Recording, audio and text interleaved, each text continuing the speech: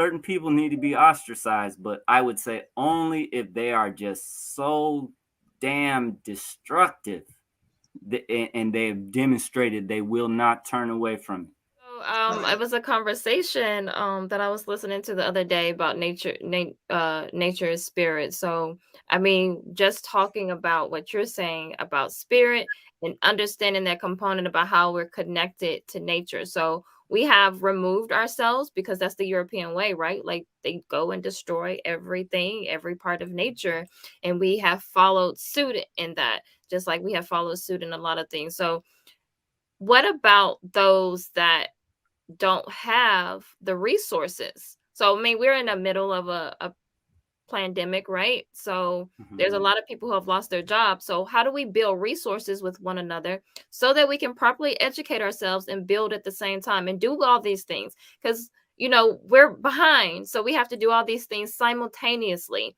We don't really have time to like work on one thing at a time. We have to kind of do all of these things at the same time. So what about people who don't have the resources, or how do we start building collectively with people who have less than others? Well, building collectively offsets having less. Mhm. That's the whole point. Like a finger can't topple.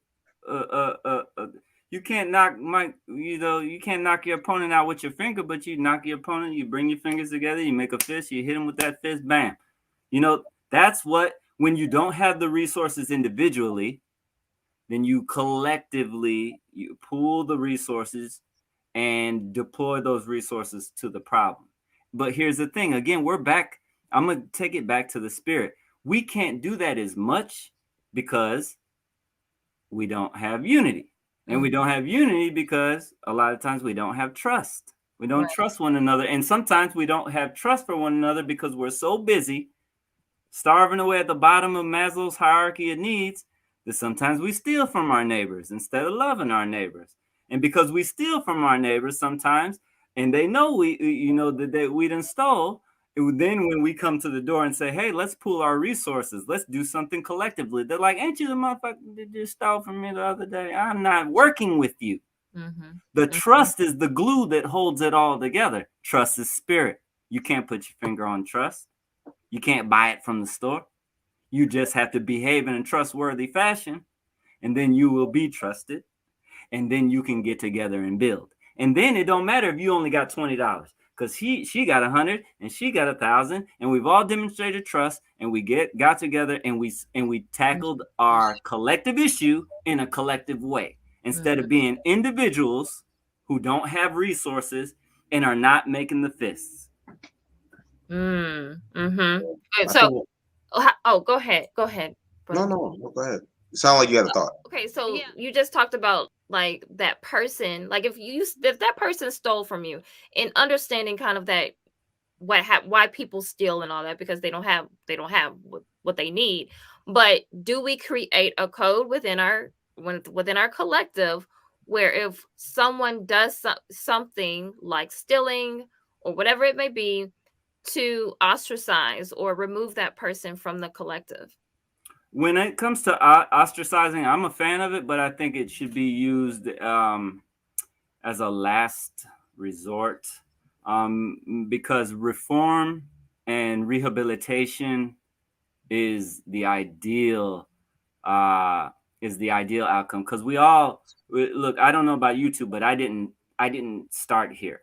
you Right. know, when I Mhm. was in high school, I was a hoodlum. When I was a young Marine, I was a warmonger and a maniac. And then I learned stuff, and I I became something admirable. I was not always something admirable. So when I know when I'm making a decision about who need to be ostracized and who not, I usually say, how destructive are they being right now? Is the modality they're operating in right now so destructive? Is there no way to mitigate the damage this person is doing? If there's no way to mitigate it, if they're on a war path or on a rampage, then we got to ostracize them. If somebody stole $5 one time, let's have a talk about it. Mhm. So we have to have discernment. We have to have, uh, there's a lot to it. You know, there's a lot to it. But again, ostracism, yes, certain people need to be ostracized, but I would say only if they are just so damn destructive and they've demonstrated they will not turn away from it. I think this question has everything to do with organization, because I think within the structures of an organization, you can associate and disassociate with people. You can be exclusive and you can be inclusive at your own discretion based on an organization. I think I wouldn't be an advocate for just across the board, just shaming, ostracizing, getting rid of, because it doesn't matter if you're not talking about the confines of of an organizational structure, or you know the way I see it is, if somebody is a thief, or somebody abusive in our community, and they're destructive to our community, then yeah, you absolutely should marginalize that person, or ostracize that person based on the behaviors that they're exhibiting against our people. Mm-hmm.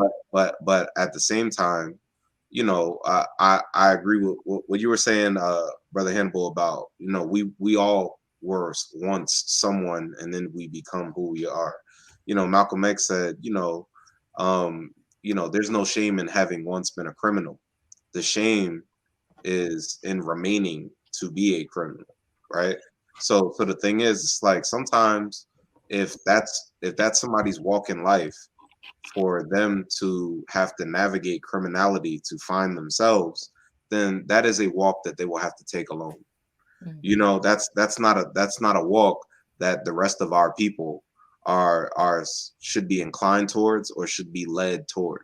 So I feel like within the confines of an organization, we can lead our people toward where we need to go, and decide who will we allow to participate in our journey, in our quest towards our ultimate destination, right? I mean, I don't think you have to organize with everybody. I mean, some people they may be brilliant, but inside the organization, they may be destructive, you know and that means that you might have to move in another direction, and that person may find um what they need in life um somewhere else. But I mean, within the context of an organization, the collective is the priority. So that's when you can get into the discretion of leadership inside of an organization. You can have those kinds of conversations, those arguments about what programming, what policy, what you should do, what we shouldn't do. You can do all that inside of an organization. Outside of an organization, you telling people what they should and should not do. Anything can happen. People do whatever they want. Mm-hmm. But you can enforce inside of an organization. Mm. Right, right. And I think that component that Hannibal was talking about with spirit, and then also putting that inside of the structure, inside of the organization. So if we have a love for our people, we have that identity, we put it inside of an organization, then that's going to help us as a collective, and also being able to trust one another, because if I trust you enough that I say I know that you love your people, then I'm going to trust that my $1,000 weighs as much as your $20.